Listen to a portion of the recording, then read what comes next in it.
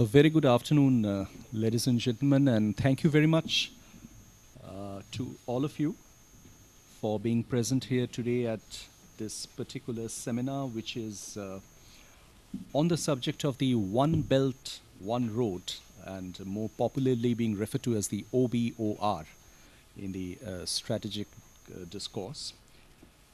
We have with us a distinguished expert for speaking on this subject today, and in fact, Dr. Siegfried Wolf is not unknown to ISAS. He has been here before, last year itself, if I'm not mistaken. He has been following South Asia and the contemporary developments for a very long time. By way of introduction, Siegfried belongs to the South Asian Institute at the Heidelberg University in Germany. He is also the Director of Research at the South Asian Development Foundation. He has been with the National University of Science and Technology in Islamabad. He has been an affiliated researcher at the Pakistan Security Research Unit in the Durham University, and also a research fellow at the Center of Science and Humane in New Delhi, India.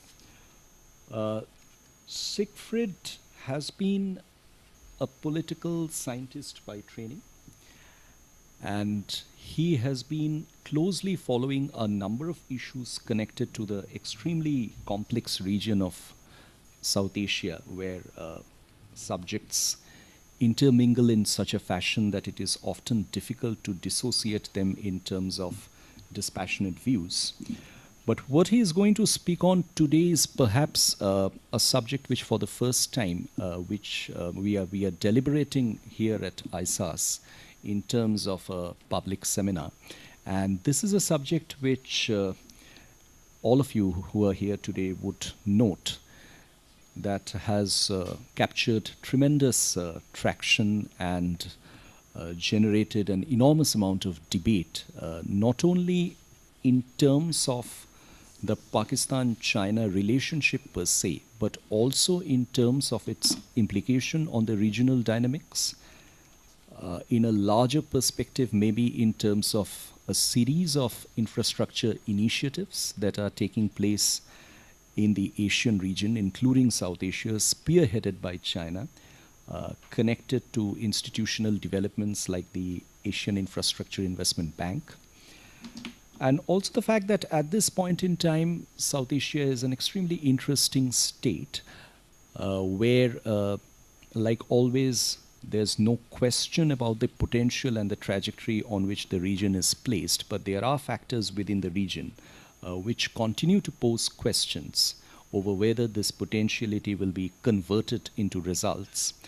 But maybe there are initiatives, including the one like the one that is being discussed today, which will make a significant impact upon the way the South Asian economic geography changes and the strategic dynamics within the region undergoes a change. So with these few words, I think I will not take up any further time and request Dr. Wolf to proceed with his presentation. I understand he has a fairly detailed expose to make to us, but for the interest of a sort of a enlightened discussion and question answer, Siegfried, we would have a 30-minute to 35-minute presentation from you, to be followed by comments by two other very distinguished experts on this panel. And then we will have an open question answer session. So it's all yours. Okay. Would you like to? Thank you very much, yeah. Sure. Professor Palic, for the nice word of introduction, and also thank you to the two gentlemen who will then discuss my presentation. And thank you very much to you to take your time to join my presentation today. I will go straight to my points today. I will introduce you quickly to my core questions, to the concept of the economic corridor. I will elaborate a little bit on Pakistan-China relations, on the initial conditions, which I think is important to understand the background. I will also talk a bit about the CPC, the larger context, because it's just one piece of a major initiative by China. And of course, I want to talk a bit about the Pakistani and Chinese interests involved in this mega development project. And I think it's also significant to talk a bit about the domestic challenges as well as the international regional dimension as much as I have time, but I think here we will talk more perhaps in the Q&A sessions. And of course, last but not least, an assessment and conclusion which is possible, or as much as is possible at the moment, because it's still quite early to talk about an assessment. Yeah, what is the interest, perception, and the expectation regarding CPC in Pakistan and China? What are the major challenges for the implementation of the CPC? Will the CPC enhance the integration of the political and economical disadvantages of provinces? What are the expected positive and negative outcomes? And will the CPC fulfill its function as an economic corridor? And how realistic is the implementation of such a mega project in Pakistan? And my final question will be, what can the CPEC achieve regarding regional economic cooperation and integration beyond the Pakistan-China nexus? Regarding the concept of economic corridors are supposed to link economic agents along a defined geographical entity and provide important connections between economic nodes or hubs that are usually centered in urban landscapes.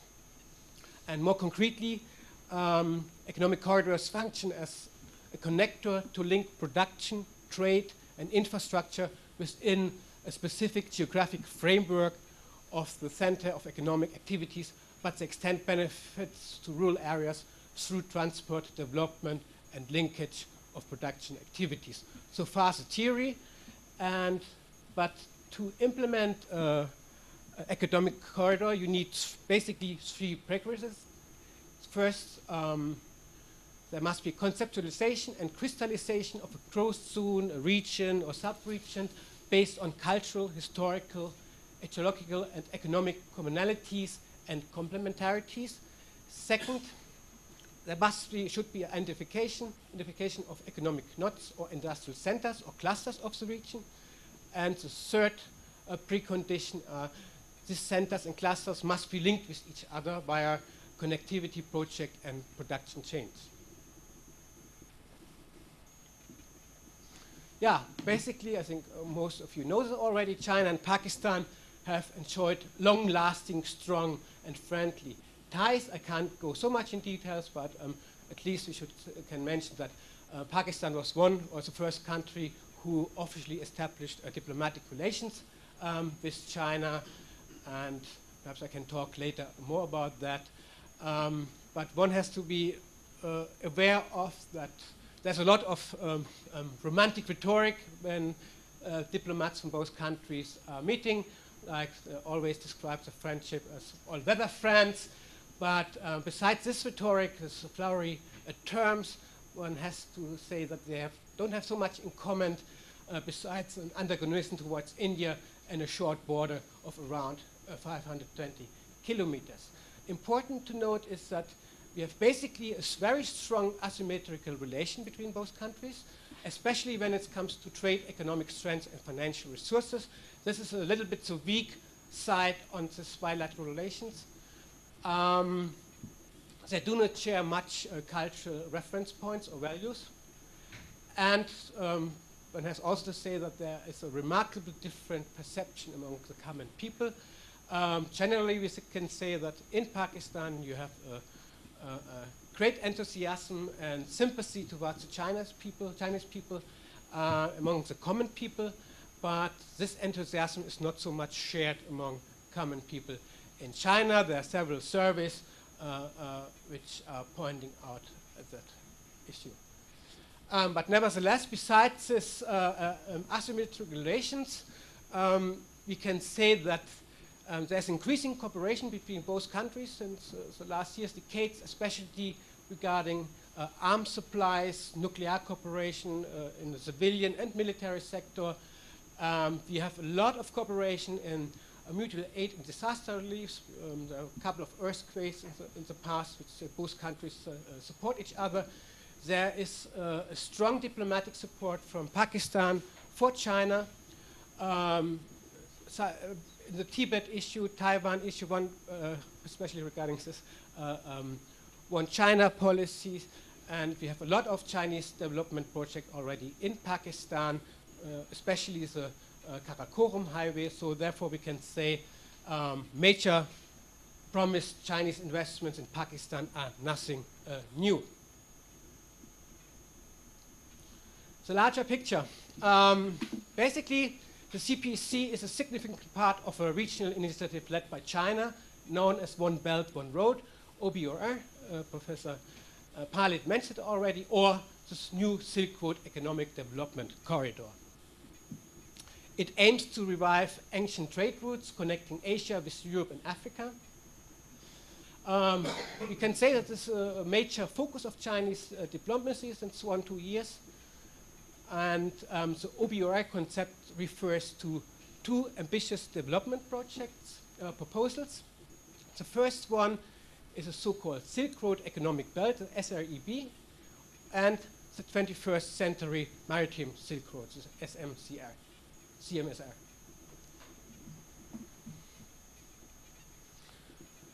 The SREB is a vision to revive the ancient Silk Road that once connected China with Europe by land via high-speed railroads, highways, energy and distribution networks, as well as fiber optic networks. The basic notion of the Silk Road Economic Belt consists of 3 corridors. The first one is a so-called Northern Corridor, which goes from Beijing via Moscow to Berlin and to connect European cities. The second one is the so-called Central Corridor from Shanghai to Europe and Persian Gulf via Tashkent, Tehran, and Bandar Imam Khomeini Airport of Iran. And the third one is the Southern Corridor from Jiangsu via Xinjiang and Kansha Pass to Guada Port, which means actually our CPEC.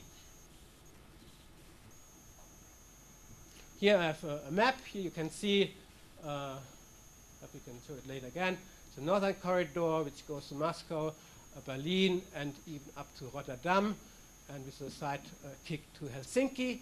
Actually, there are also in these days plans to build a major railroad from China to Duisburg, which has a well-known Haber. And here's the Central Corridor, and here's the Southern Corridor from Kashgar to Guada Port that I will elaborate soon more about that.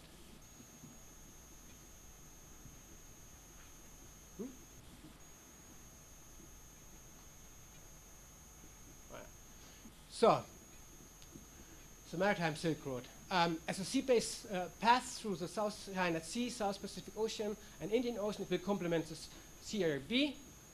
And it's, as I mentioned already, it will be equivalent of old sea lanes, aims to link China with the Mediterranean Sea via the Persian Gulf. Here you can see that, so in particular here the importance of Guada comes into the game, which links then the road network with the sea lanes.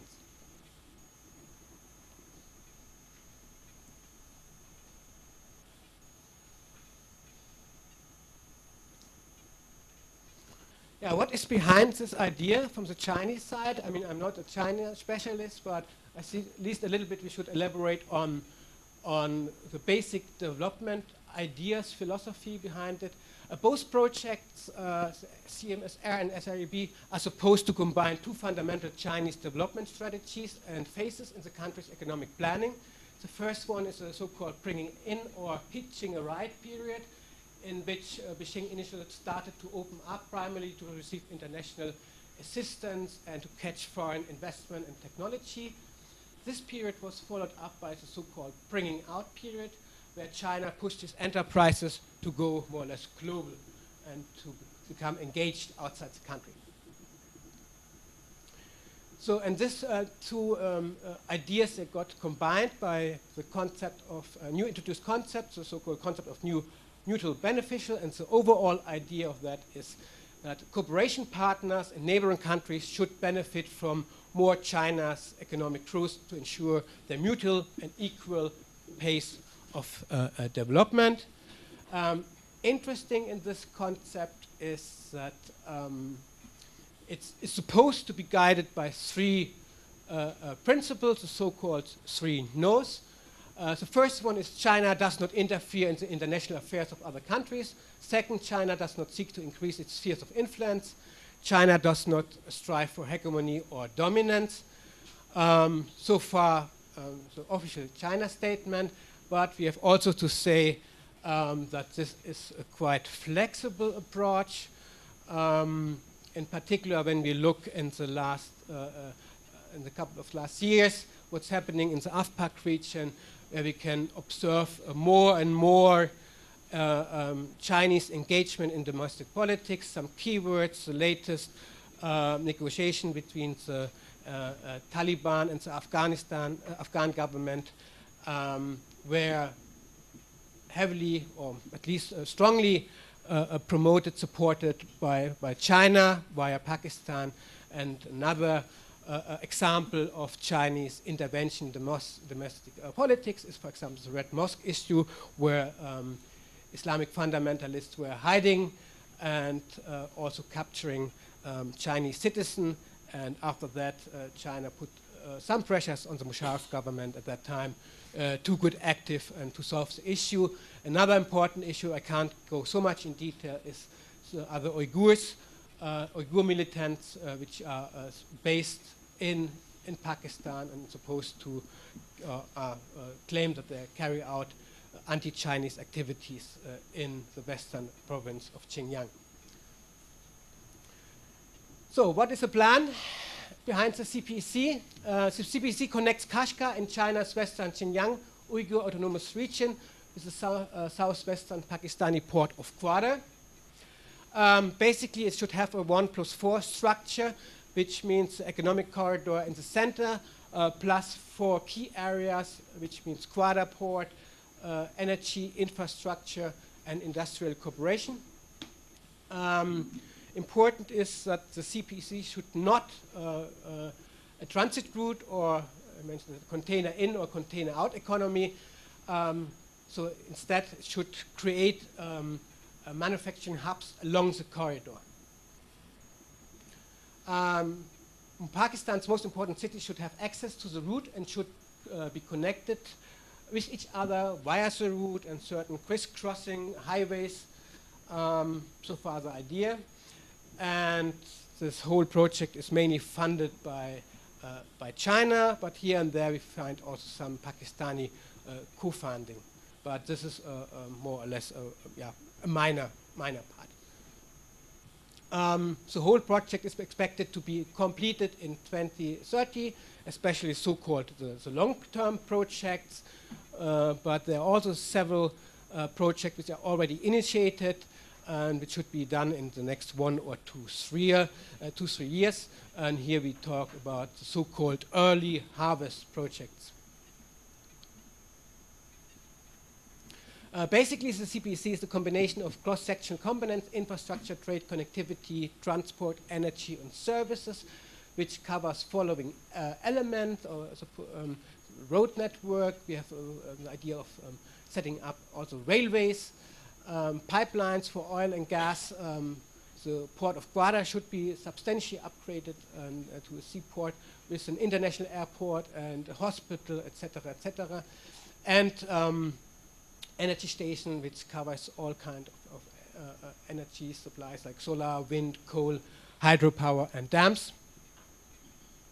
And of course, a major important part is to set up economic zones to make this this network of infrastructure network to a real economic corridor. There are already some projects going on. The masterpiece should be, of course, on the Pakistani side, Gwadar, and Lahore is already there.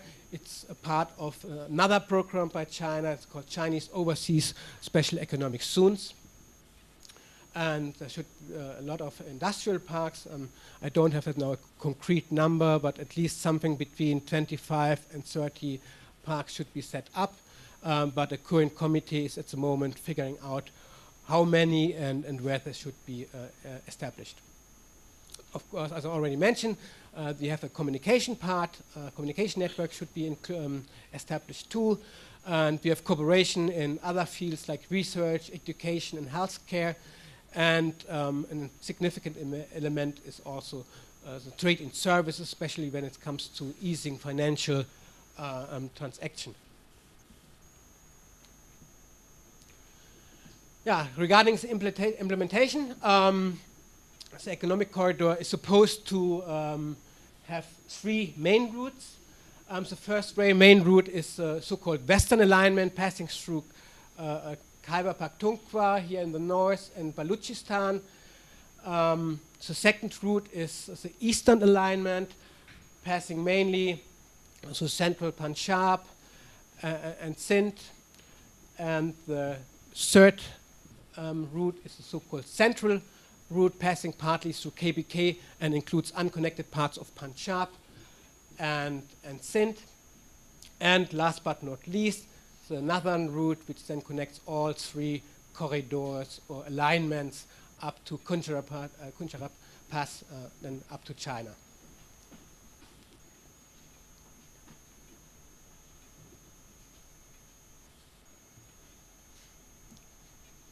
The so-called Western alignment, I can't go in detail, but there were a lot of discussion in the last month or last year. Rumors that only one alignment is created, and then a back and forth, and advantages and disadvantages of the different alignments. I just want to go briefly through to put up some main points. The Western alignment, which goes to Balochistan and KBK, is supposed to have the greatest security risk. I will talk later more about the challenges. It's supposed to have a weak structural preconditions. The work started already, and it's carried out by the Frontier Works organization. It's a semi-military organization.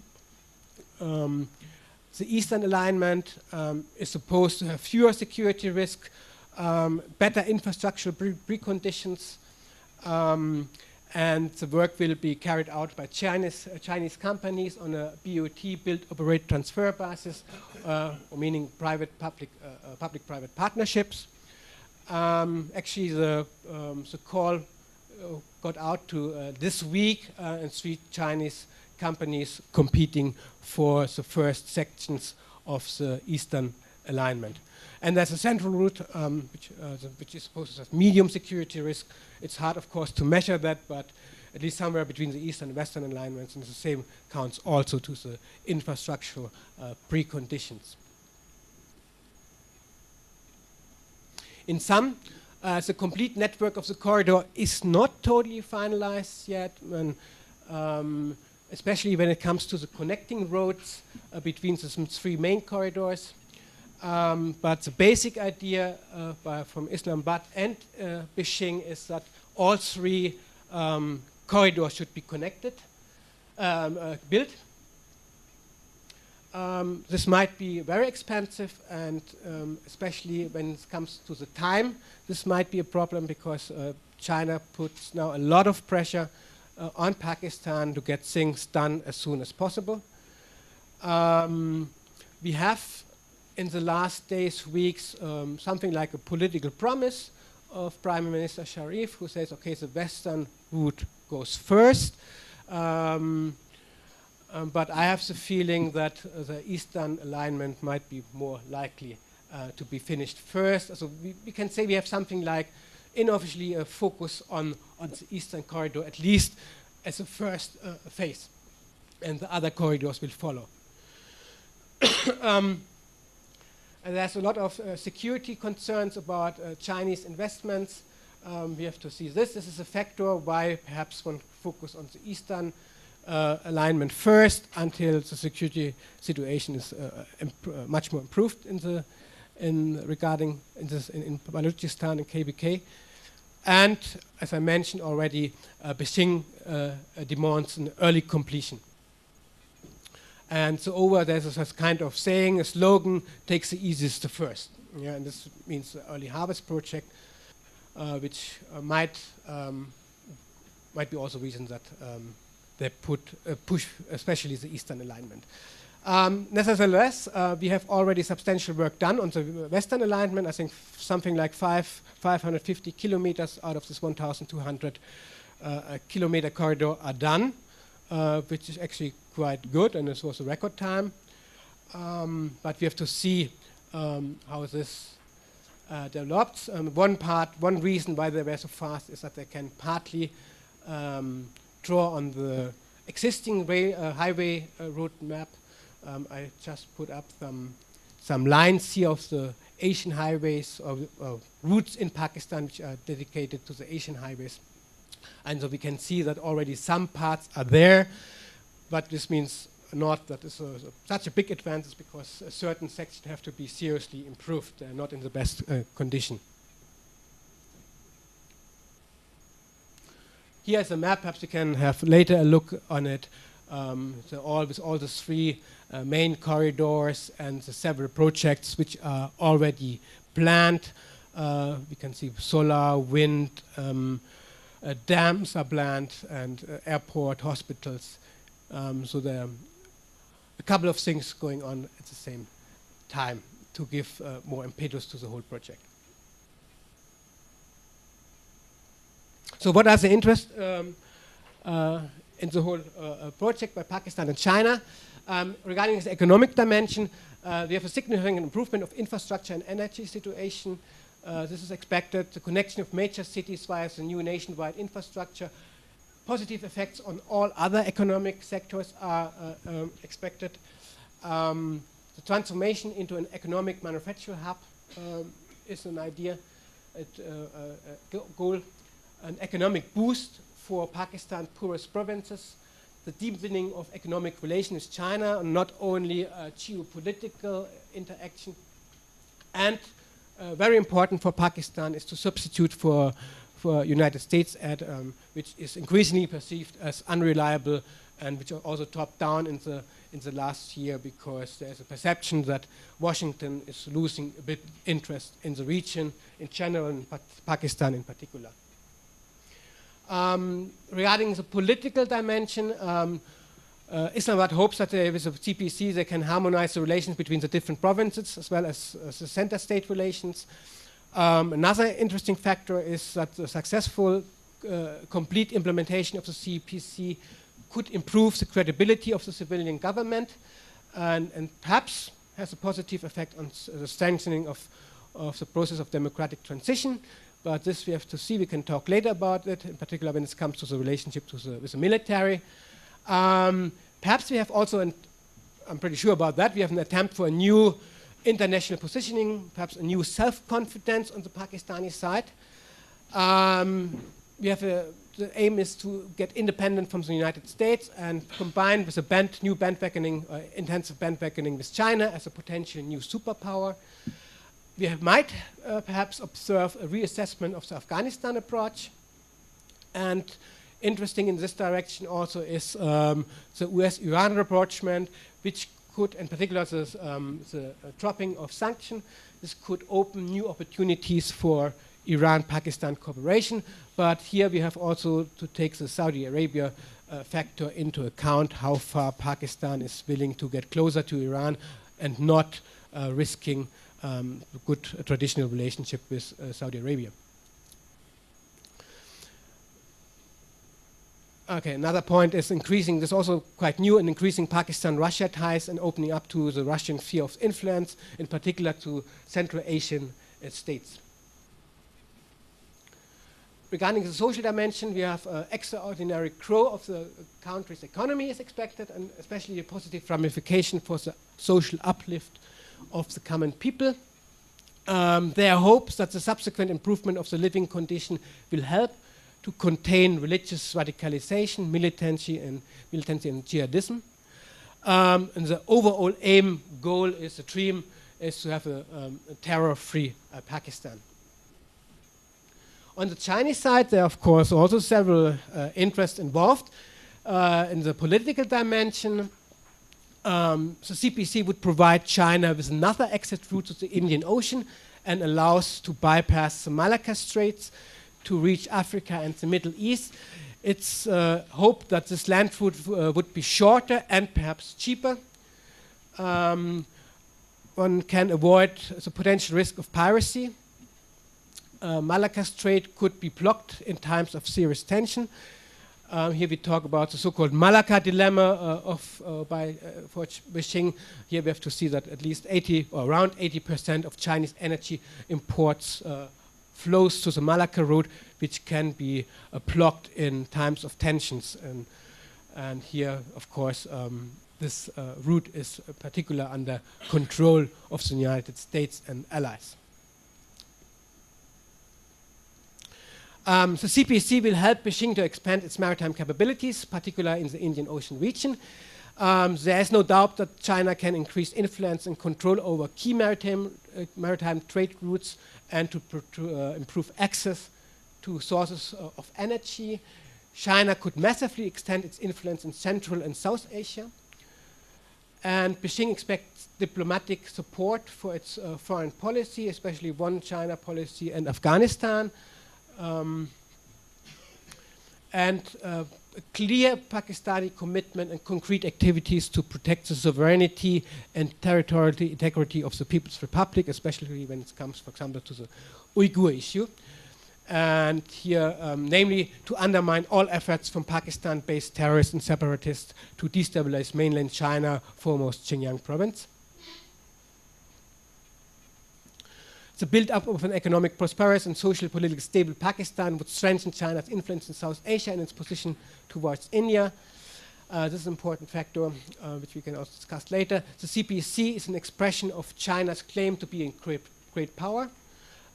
We have also something like a changing role of China, which I would describe something like from a bystander to a stakeholder in South Asia in general, and in particular in the AFPAC region. But for Beijing to take off as a great power with a perspective to become a superpower, it needs reliable partners and who can facilitate this transformation. And here is a niche where Pakistan gets in. And besides the wish to increase its leverage in Pakistan, with the establishment of CPEC, Beijing is planning to counter the United States and perhaps Indian influence in the region. Regarding the economic dimension, the project should help to reduce the imbalance in development between the prosperous eastern and underdeveloped western part of China. The CPEC is supposed to open up remote landlocked Xinjiang and create incentives for both state and private enterprises to expand economic activities, create jobs, and boost consumption. The corridor through Gwadar improves the connection of China with the Middle East and Africa, where thousands of Chinese firms employing several thousand of Chinese workers. And of course, it would give additional logistic support and coordination to Chinese business activities abroad. Regarding the social dimension, China expects that with an improvement of the economic condition in Xinjiang, the whole western periphery will also stabilize socially and politically. It would help to undermine the three evils in China, which are namely, literally, separatism, terrorism, and religious fundamentalism. And in this context, it's hoped that they can contain the threat of Pakistan as a launchpad for anti-Chinese activities. And in China's conviction is that if Pakistan is in need for a major development project to bring stability to the country.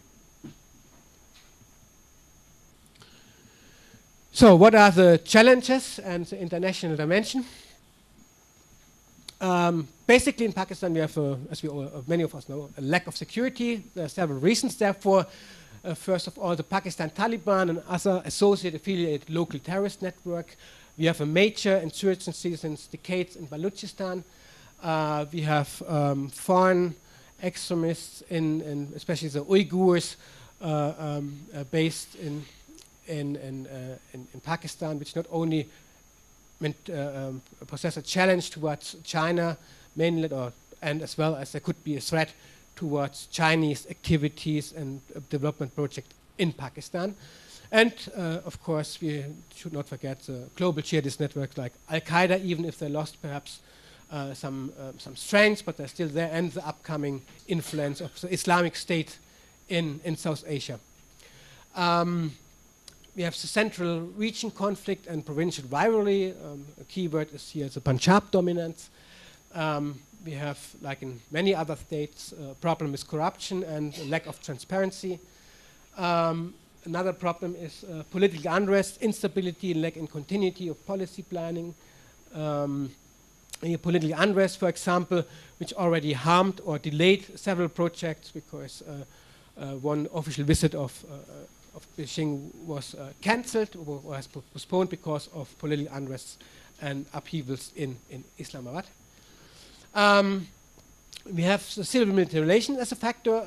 Here we can see or observe a further institutionalization of military's political role, keywords APEX committees, military organization, and deployment of the frontier works organization, but this is a point which we can perhaps discuss later. I see here a major problem for Pakistan's future democratic consolidation via the CPEC.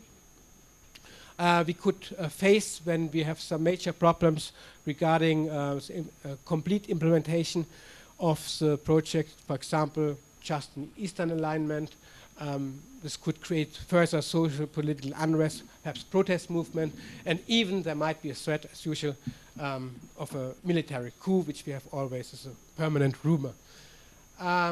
Further challenges, I go quickly through. We have basically low skill level of Pakistani workforce. We have an administrative issue, especially on the Chinese side, like a visa offload problems for the trucks. We have basically also an ineffective use of existing physical and institutional infrastructure. Pakistan has not the best record in using land-based routes, in particular the Karakoram highway. We have a problem with underutilization of existing mechanisms for intra-trade, regional trade.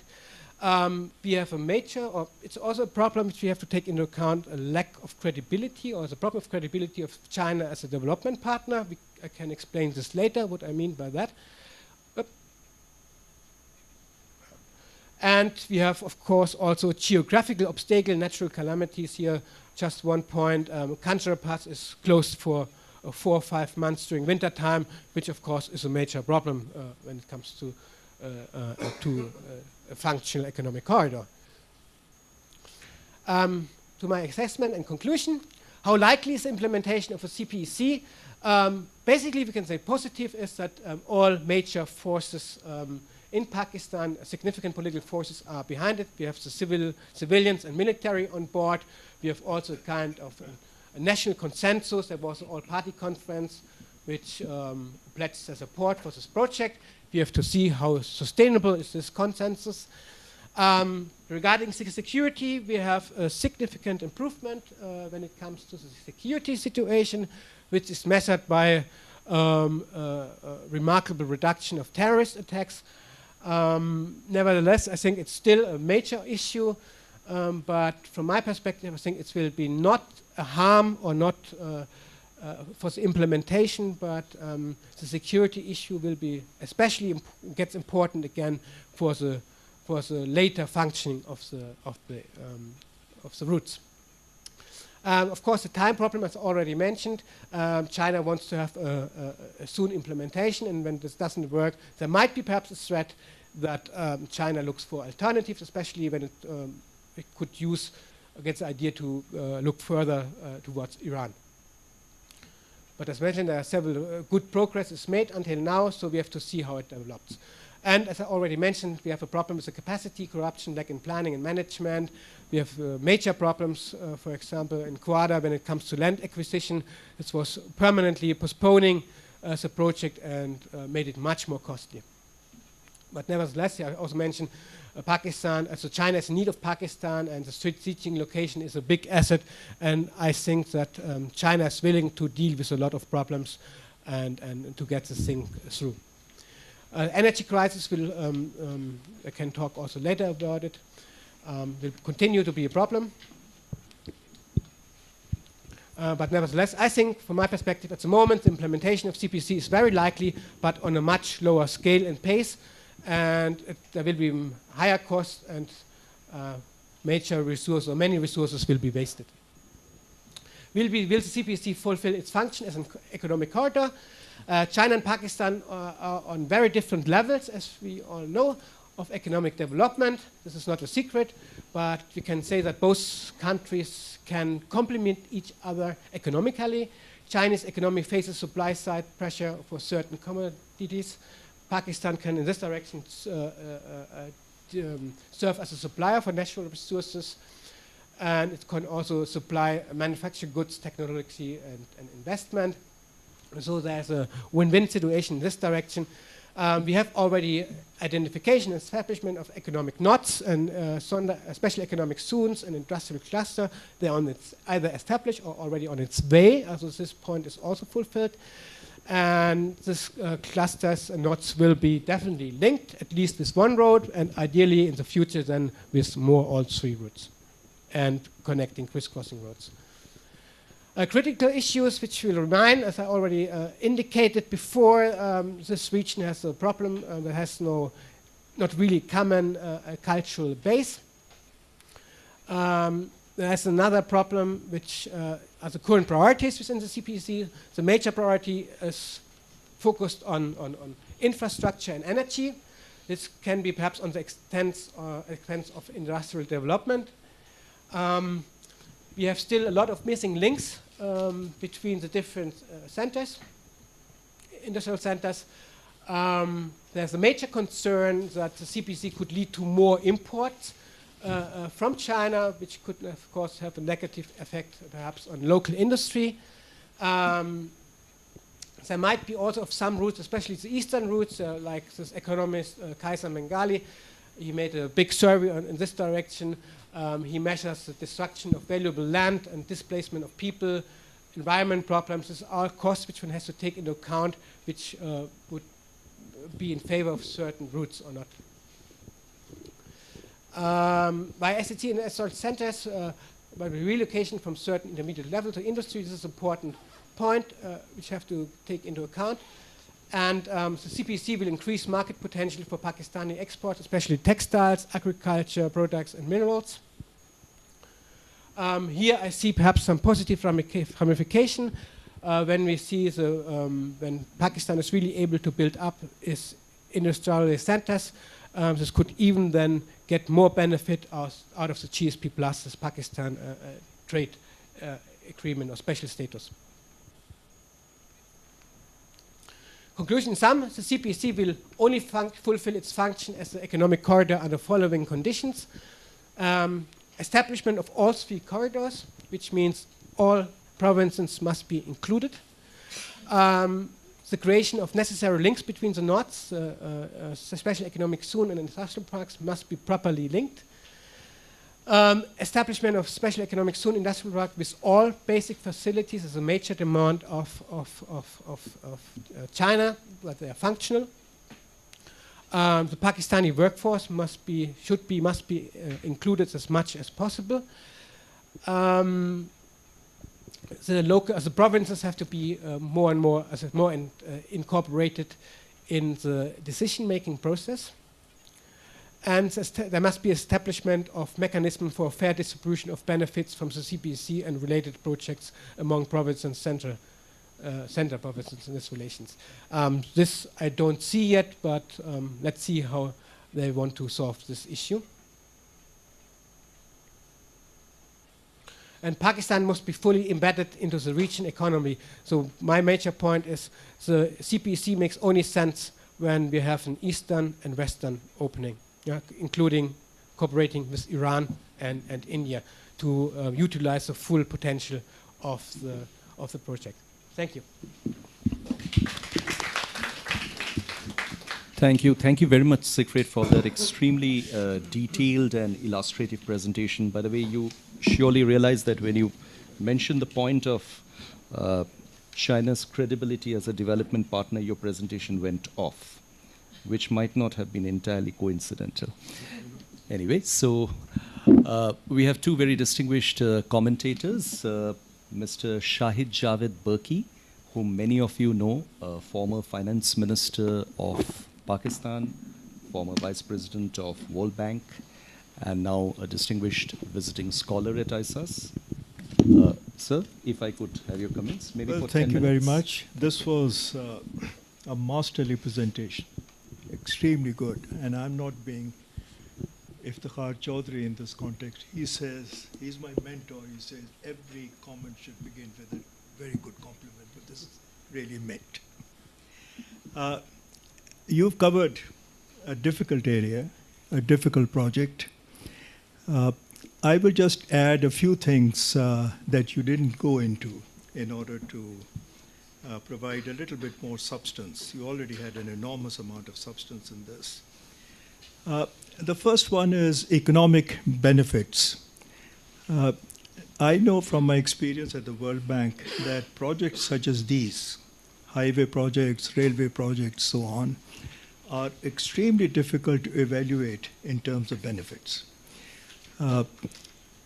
When I was at the bank, we made a number of mistakes in determining the usefulness of any major investment, and this would apply also to this particular investment, which is large, which is very complicated, covers a number of areas, and it is hard to say what it will produce in terms of rate of return if we are looking at rate of return in terms of what money is going to be spent on the project, which is $45 to $50 billion. Having said that, I have done a little bit of work in this area. My own estimate is that it will add something like 1.5 to 2 percentage points to Pakistan's GDP growth rate. The Pakistanis are expecting the growth rate to pick up to about 5.5%. If my estimate is correct, then this would help Pakistan to increase its growth rate to around 7 to 7.5%, which will be a major boost to the economy. Why I say this, why I'm giving these numbers, just a little bit of elaboration of this. Pakistan currently invests around $45 billion in its economy, which produces a rate of growth of about 5 to 5.5% in GDP. If the Chinese investment brings in something like $5 billion a year, I'm expecting a gestation period of not 15 but 10 years. Then I think it will generate another $5 billion of additional investment and savings from the Pakistani side. This will happen for a number of reasons. This is the only large foreign-funded project that I know of where the relationship is not between two governments, but between entities, private sector or public sector entities below the government. The Chinese work is going to be done mostly by state-owned enterprises, and they are looking at collaboration with Pakistani enterprises, both state-owned as well as those in the private sector. So keeping this out of the government domain, largely out of the government domain, leaving government just to do broad planning and then leaving entities to do the detailed planning is the right approach. And this gives me greater confidence than if this project was entirely government to government. If you draw a kind of matrix with economic and strategic interests, say, ordered on the horizontal axis and China and Pakistan on the vertical axis, it's interesting that there is not much overlap in the two areas. Chinese strategic interest that Dr. Wolf emphasized to a certain extent is gaining access to the sea. I was telling him that I had a conversation a long time ago, something like 20 to 22 years ago, with the then Prime Minister of China. And he took me to his office and he said to me, look at China's map, and do you find anything strange about that map? And I had no idea what he was talking about, so I said, tell me. And he said, we are the only large country that is landlocked on three sides: India, United States, Russia, etc. All countries open at least on 2 sides, if not on 3 sides. We are landlocked on 3 sides. We want to open to the west. And the only way that we have of doing this is to go through Pakistan. And he said, we are not getting as much response from the Pakistani side as we would like. Now that response has come, but it has come 2 decades later.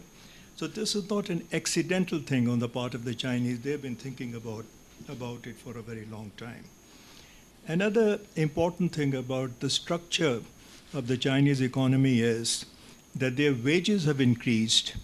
It's now an economy which has sort of reasonably high level of wages, and it lacks land. So they want to restructure their industry in such a way that it is a high-wage industrial sector which economizes on the use of land. And in that context, they would like to move out a lot of their industries, which are either low-skilled or medium-skilled, and put them outside the country, and which also would not use a lot of land. And Pakistan, they have identified as one of the countries that suits them from that particular perspective. They tried to do that in Cambodia, but Cambodia is relatively small. They would have wanted to do that in Vietnam, but their relations with Vietnam are not terribly good. The Chinese also are now looking at the conflict that seems to be emerging between United States and China. As China increases its military strength, it's making the Americans very nervous about the Chinese intentions. And China, therefore, as Dr. Wolf pointed out, is looking for alternative sources of supply of energy as well as raw material. And this particular corridor will serve that purpose. My own impression is that the cost of moving goods along this corridor will be about 1/2 of that moving it through the Strait of Malacca and on to China. And this would have enormous economic benefits for China as well. Finally, just one word. I would have liked to see you say a little bit more on how this particular corridor could serve very well the rest of South Asia and West Asia and the Middle East. When Dr. Wolf visited me in my office, I drew a little map to show him how easy it would be for the Indians to connect into this corridor, because Pakistan, even today, has a fairly well-developed system of motorways that connects the south with the north. There's a motorway that links Lahore with Kabul, with Peshawar, and is now being extended by the Pakistanis to Jalalabad. And India, with Pakistan investing building another road 15 miles long to the Wagah border, gets connected to this particular corridor. As we know, Afghanistan has one of the richest mineral resources in the world. Pentagon estimated those resources to be of the order of about $1 trillion. And some of them extend into Pakistan. Chinese, hungry for those kinds of resources, would like to exploit them and get the minerals out and then use this particular corridor and various branches of it in order to get mineral resources to go to China. So all in all, as Dr. Wolf has pointed out, there are lots of positives about this particular investment. There are also some challenges which are not all that difficult to overcome. Security concerns, I believe that Pakistan has decided to create a new force within the military to provide special security to the people, the Chinese, who will be working on this project. So thank you. Thank you very much, Mr. Berkey, for those very useful comments and suggestions. The next commentator, Mr. P.S. Suryanarayana, a veteran journalist who has been following South Asia and the region for a number of years and currently the editor, Current Affairs of ISIS. Surya. Thank you, Chairman. As an Indian in the panel, I first will like to make it absolutely clear that I wish both Pakistan and China well for this project. But taking off from what Dr. Wolf has said, there are three aspects which I would like to focus on. One is the reliability factor, secondly, the security factor, and thirdly, the strategic factor. Dr. Wolf has raised an interesting proposition that China may not be as reliable a development partner as is generally believed to be. If that is the case, the converse of that would be, is Pakistan as reliable a security partner for China as one is expecting it to be, that is Pakistan to be, given the China-Pakistan strategic partnership of deep and abiding nature. So I am interested in knowing from Dr. Wolf, what does one make of an alternative scenario should China fail as a development partner?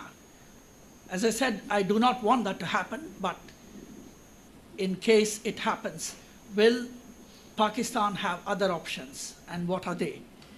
And in the name of providing for security for the Chinese projects and personnel in Pakistan, China has been insisting that Pakistan should do that, and Pakistan, as Dr.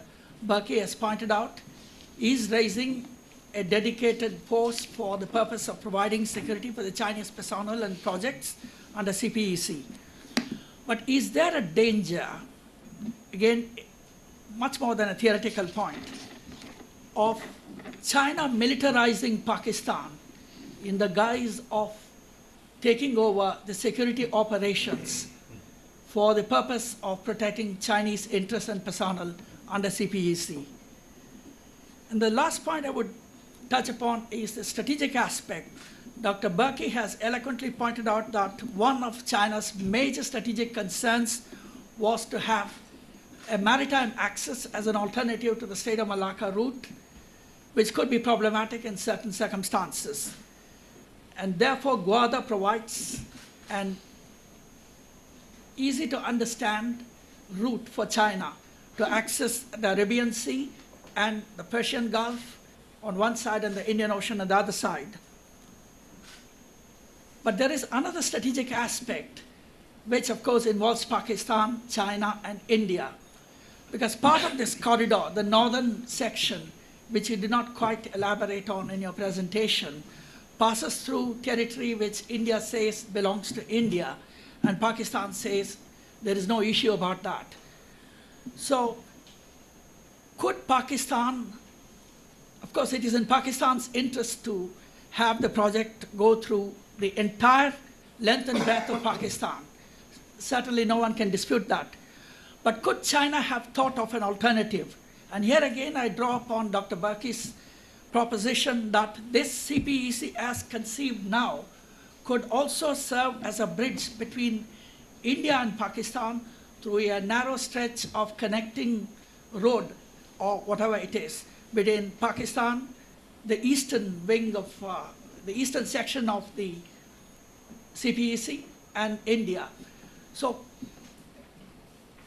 taking BCIM, that is the Bangladesh, China, India, Myanmar corridor as an example, is it not possible that China could have thought of going for this project through India into Pakistan so that it would have avoided the disputed territory which both India and Pakistan claim? Of course, there is a border dispute between China and India, but when China enters India, there is dispute on either side. And when the dispute is resolved, and before that there could be joint development in that segment. Whereas in this case, there is no possibility of joint development of India involving itself in the projects in the disputed territory.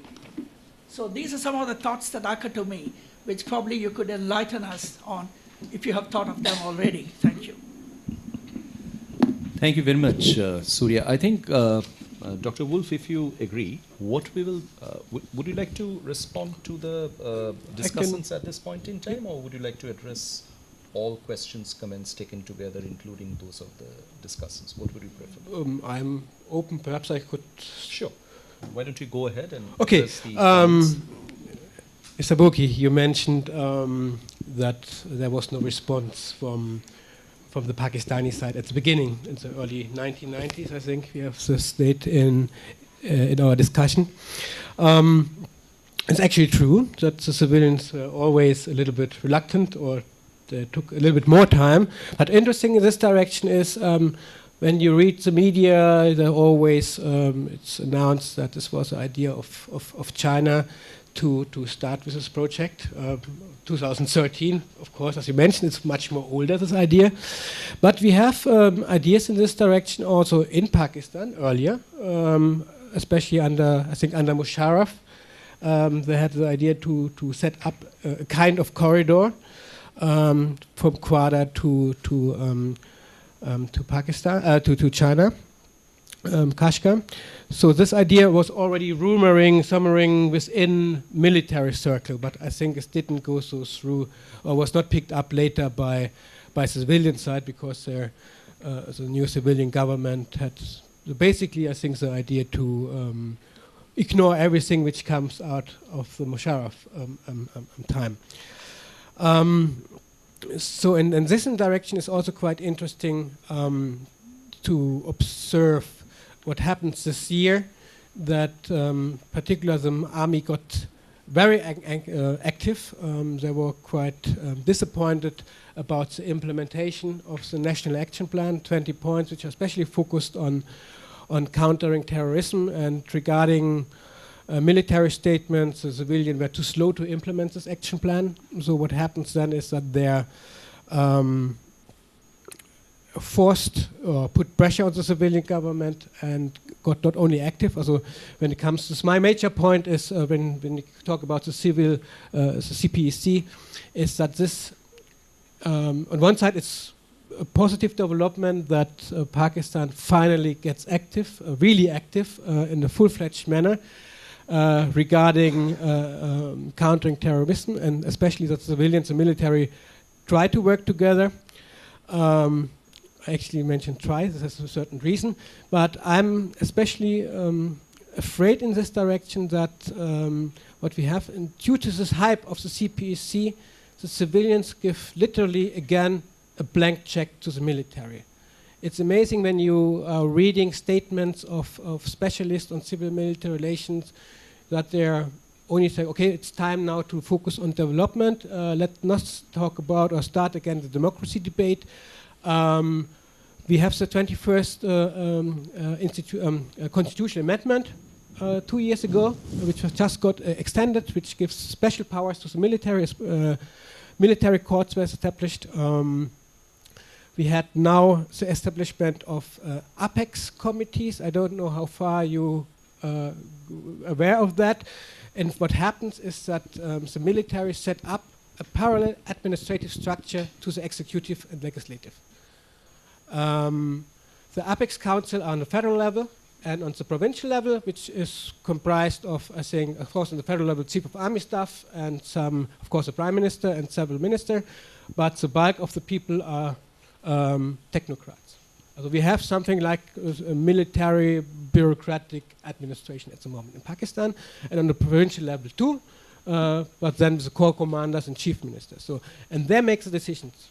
It's not anymore the cabinet. The Apex Council meets much more often than the cabinet. Forget the parliament, the assembly.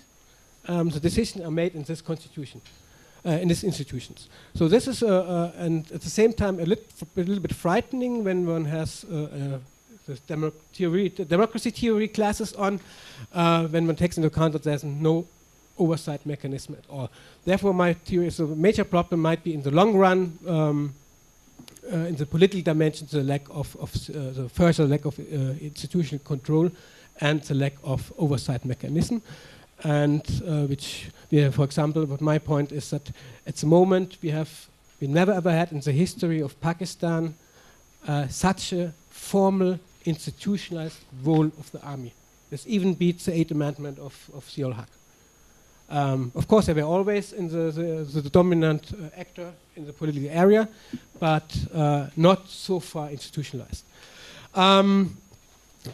This regarding the first point. The second point, how far the region can benefit from the CPEC. In this context, I would say the CPEC can be carried out in a duo by China, Pakistan. It might be perhaps even economically brings a lot of benefits, but when one really want to use the CPC as an economic corridor and want to utilize the whole potential, it only works via Eastern and Western opening. Western opening means that we have to connect with Iran. There are already some ideas, perhaps I think I have some maps here. How to go back? Oops. Is my presentation still there?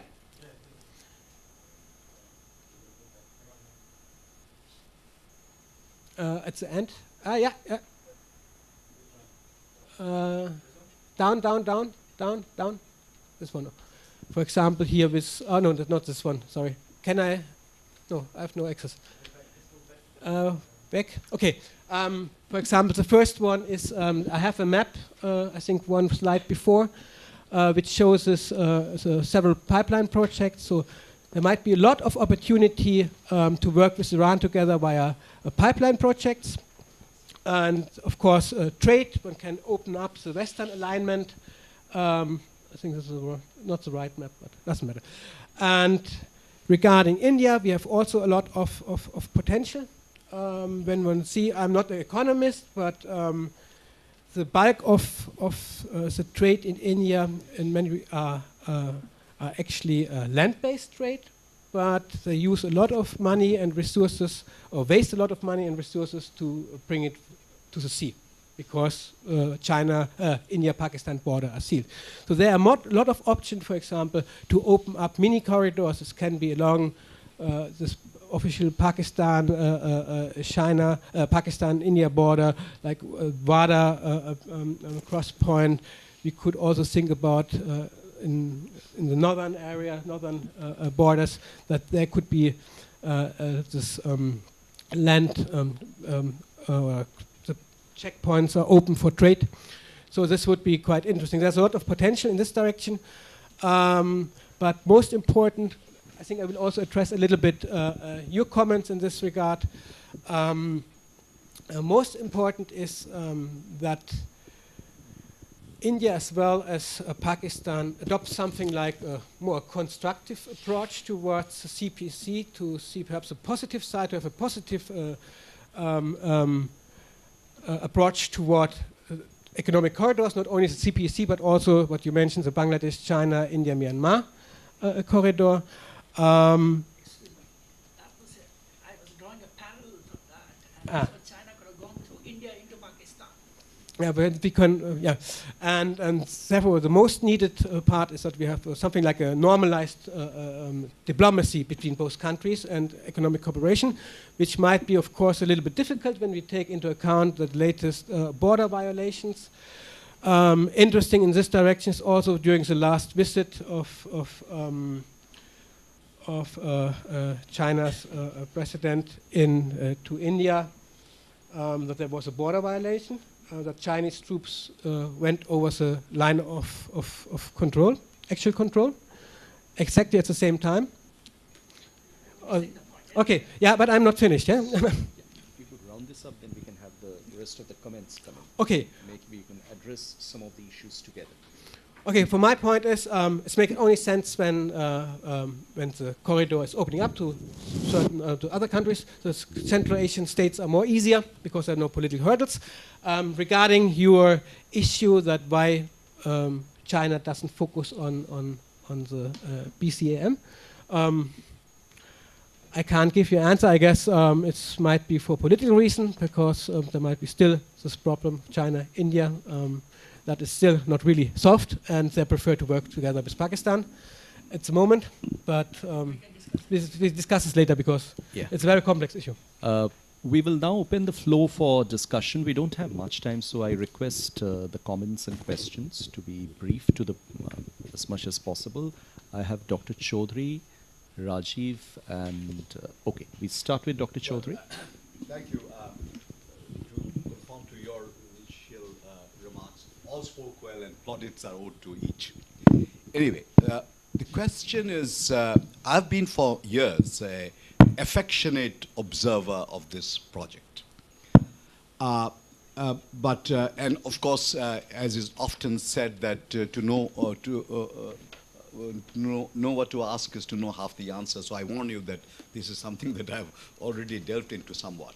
Now, this is, as Mr. Berkey said, when a project is undertaken by the banks, for instance, a traditional development project, there is a pre-feasibility study, there is a feasibility study, then there is a mobilization of resources, then there is deployment of resources. After some kind of an organization is set up in order to monitor implementation. That is the traditional pattern in how a development project works. In this case, it's not the Chinese government which is funding it. These are the banks. So I would assume that the banks have, and I want you to comment on it, banks have determined that this is a fungible project. In other words, this is a project in which if they invest, they will get adequate returns. So I'd ask your comments on this. And secondly, almost en passant, you said this project to be successful would need Iran's and India's support. What are the incentives to India to support it at this point in time, and given what has been said on the table? Thank you. Thank you, Dr. Chaudhary. Surya? Sorry, Rajiv. When you started your presentation, you outlined the concept of economic corridor. And after pointing out different parameters, you said that the only common thing was antagonism towards India between China and Pakistan. And China-Pakistan relationship started strengthening on this particular aspect, that India was adversary to both of them at that time. Around 69, they started developing the Karakoram highway. And Gwadar port was offered to develop to the United States much before that, in 54 or after that. Until 87, no development took place at that port. After that, China started taking interest in that port. And in 2001, when Gwadar port was inaugurated, that overall project, which is now called China-Pakistan Economic Corridor, they called it Trans-Karakoram Corridor.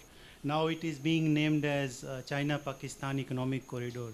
But is there any economic hub or industry in Kasagar or Xinjiang province or in Gwadar which can be termed or brought to your economic parameter? Then why are you calling it economic corridor? It seems more for military purpose, for which Karakoram highway was built, and further strengthening it to strengthen military presence. And some Pakistani scholars pointed out that Chinese submarine base is being developed at Gwadar. Not confirmed, but can you enlighten us on that? Yes, please. Let's collect the questions. I think that will be easier. Yeah. Could you introduce yourself and ask the question, please?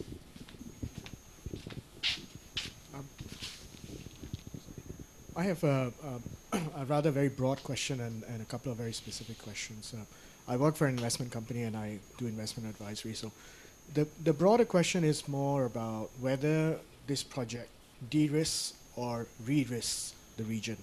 In other words, now that you have a lot of economic interest at stake, effectively, does it become more risky or less risky in a broader sense?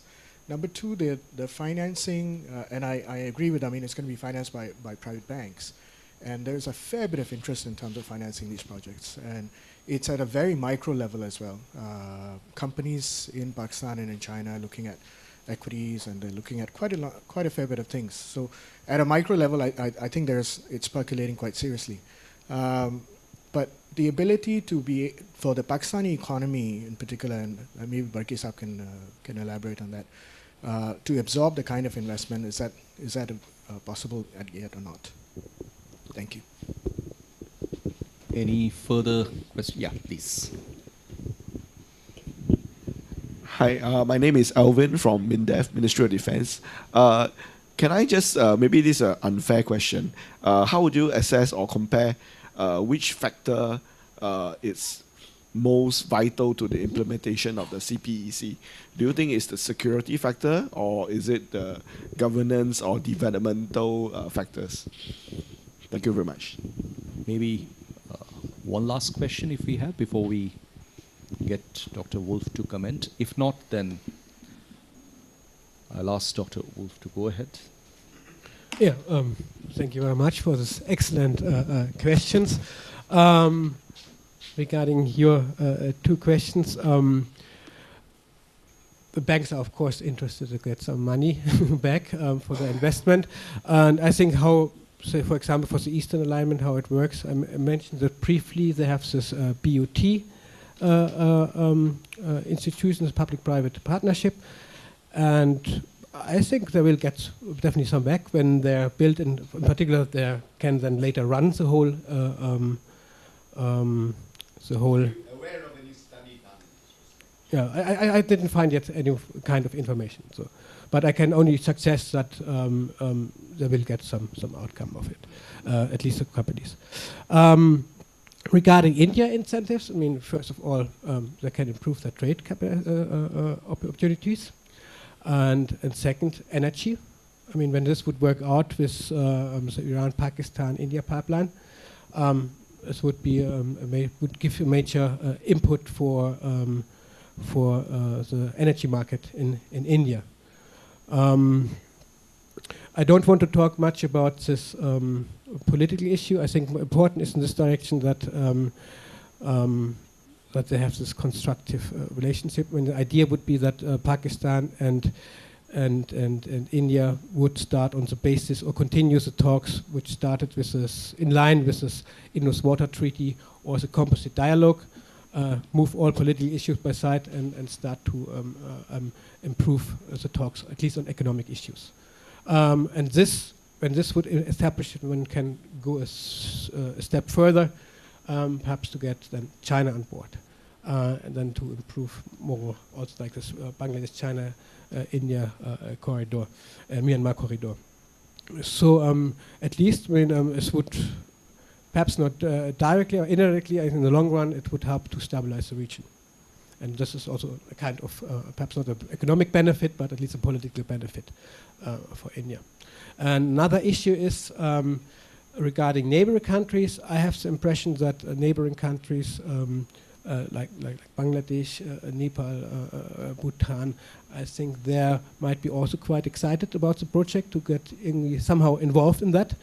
And it would help at least when, I don't think that there's much understanding in these countries when if India doesn't want to join this one of the corridors or the corridor projects or this idea. So I think there is a expectation, the hope in the neighborhood, besides not talking about Pakistan, that India joins and that they could then also participate. This would also then improve the economic and political relations with these countries. Regarding the military and civilian use of quadra, yeah, of course. I mean, this is a major concern of India that this quadra is also heavily used for military purposes. And when one look at this, this is the CPC is one thing, but parallel there's also a lot of cooperation going on alongside the CPC, which are also signed, like more and more security cooperation, the arms cells, like I think 8 or 9 submarines are being sold to Pakistan, so one has to ask for what purpose. This will be definitely a major issue for China. So this, you can't de-link this economic thing with the security dimension. My question was not dual use. My question was that Karakoram Highway was built for military purposes. That is further strengthened in the disguised form, saying that it's economic corridor, but actually it's military corridor, because the parameters which you outlined doesn't match with the regions which are connected or distinct. I wanted your views on I mean, that you can use the Karakorum highway for military uses is out of question. Yeah, you can use always road networks for both purposes. I mean, the most interesting part is in this direction what the Chinese are doing with Kashgar. I mean, this I think is a very important issue. They want to set up this special economic zone there, or they're already in the process there. And a major issue is then how they link Kashgar, how this developed with the trade and energy cooperation with Central Asian states. So there's a lot of, this could give further impetus for the CPEC. So, but this is a complex issue talking about the security dimension. Yeah, let me take up three questions, two by Iftikhar and the third by the gentleman over there. Chinese banks don't do a great deal of economic or financial analysis. They are what in the literature or in the discipline are called policy banks. In other words, they are told to invest in certain things, and that's what they do. They don't do any serious economic rate of return analysis or financial rate of analysis. They take responsibility for the project in the sense that it should be as efficiently implemented as possible, but not because it's going to produce X rate of return or Y rate of return. Your second point about possible benefits to India, the way I look at this is that India would benefit enormously. India needs to trade with the countries to its northwest, which means Pakistan, Afghanistan, Central Asia, and so on. And this is by far the cheapest route. So India and Pakistan will have to work out an arrangement which allows India the transit rights to go through Pakistan and use these corridors. The western part of China now is going to be much more rapidly developing than the eastern part, because the eastern part is now pretty much exhausted in terms of using the resources that it has, whereas the west is underexploited, and there is a lot of interest on the part of Beijing to have the economies of the western provinces pick up. And therefore, there will be demand for Indian merchandise and Indian resources to go into that, and this would become the best, the cheapest way to do it. India obviously is interested in Iran, Pakistan, India pipeline, which was suspended by India because of American pressure on India not to do anything with Iran. But now with an agreement having been signed, if it survives a review by Congress, then Iran will also become a major economic player in the area, as is India, and linking with Iran through Pakistan again is the cheapest way for India to exploit Iran's energy resources. Insofar as absorption of this kind of money in Pakistan is concerned, that is not a problem. Pakistan has been underinvesting, and underinvesting by about 50% of its capital needs. And that I have seen that happen in a number of other countries. I looked after Latin America for a number of years when I was at the World Bank. And when there is not enough confidence on the part of investors to put in their money, they don't obviously bring in their money. But when confidence is restored, then that money comes in, and I have absolutely no doubt that the kind of money that we are talking about will get easily absorbed in Pakistan. Reading some of the stuff that is coming out about Pakistan, not in the Pakistani press, but in the foreign press, over the last few months, I've noticed a change in sentiment. People have started saying that this is a sleeping economy which is waking up. This is an economy which has a much greater potential than people were prepared to recognize. That sentiment, I think, is moving, is shifting. I saw that happen in Mexico, Argentina, Brazil, and so on and so forth. And if that happens in Pakistan, then greater amount of domestic investment will come in. And with China coming in and with this enterprise-to-enterprise collaboration, I think that the kind of resources we are talking about would get easily absorbed. Thank you, Mr. Burki. Surya, a few comments from you. as far as the questions from my colleagues are concerned, I think we can discuss later. I'll take the MINDEF question. Which factor would probably determine the future of CPEC? To my mind, it will be the security factor. For China, of course, the strategic factor of access to Arabian Sea and Indian Ocean is critical. But the security concerns which China has expressed through Xi Jinping himself on at least 2 or 3 occasions, including at summit level meetings with Prime Minister Nawaz Sharif and the military leaders of Pakistan, that will finally determine whether the project will succeed or whatever. And I would just take a second to explain the point I was making earlier. The point I was making earlier was that if China wanted to avoid entering into one more dispute with India over this project, China could have started the route from the disputed part of the border between India and China. In any case, it's a disputed border. It would have been a common development by India and China along the disputed border between India and China. Therefore, as and when the border dispute between India and China is settled, they will get to know who owns which part of the project and who owns which other part of the project. So that would have been eminently sensible, commonsensical for China to go through the disputed border between India and China and enter Pakistan at a point of no dispute, or which in further directions of Pakistan's own efforts, it could be spread across Pakistan, the project, I mean, the CPEC route. That was the point I was making. Well, that was not the last word on this subject, nor will we hear the last word on this subject for a very, very long time, because this is going to occupy the attention of commentators, experts, academics for several years to come now.